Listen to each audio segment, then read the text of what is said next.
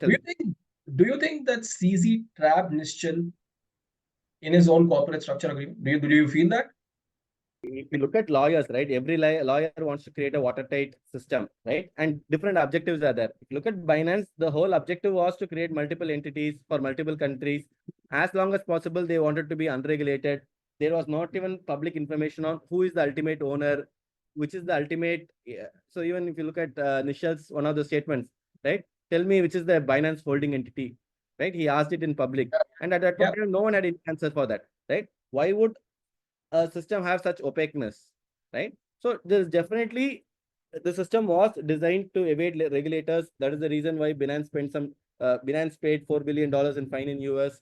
CZ spent some time in jail, right? There is, I mean, I think it's beyond doubt. It is not even subject to fact check, right? These things are very Yeah. clear.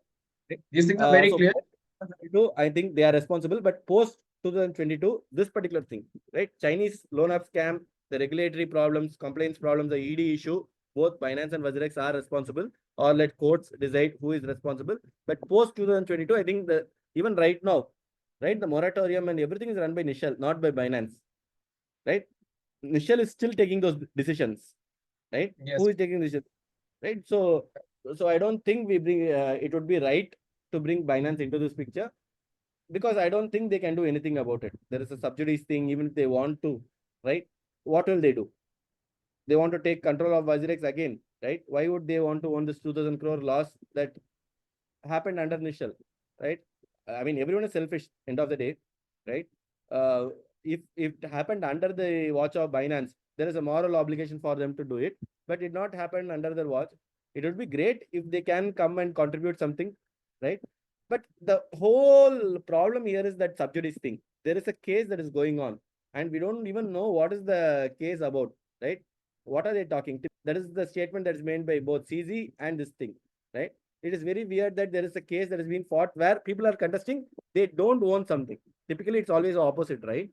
So if that is the case, and if something comes out of that case, how would that impact this whole moratorium, ownership, and all those things?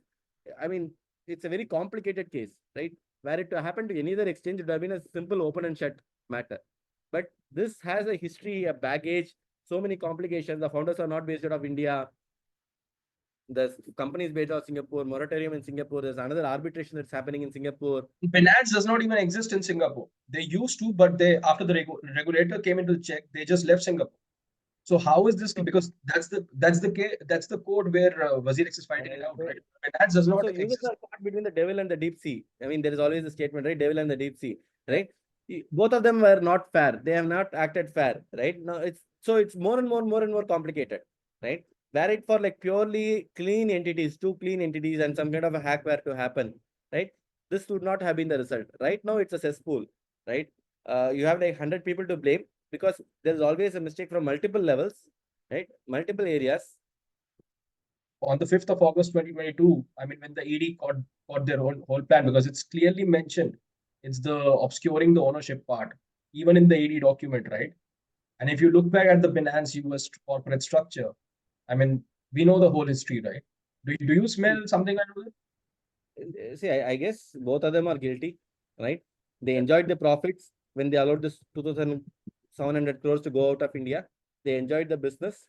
But when regulators caught up, now it's all about shifting blame, right?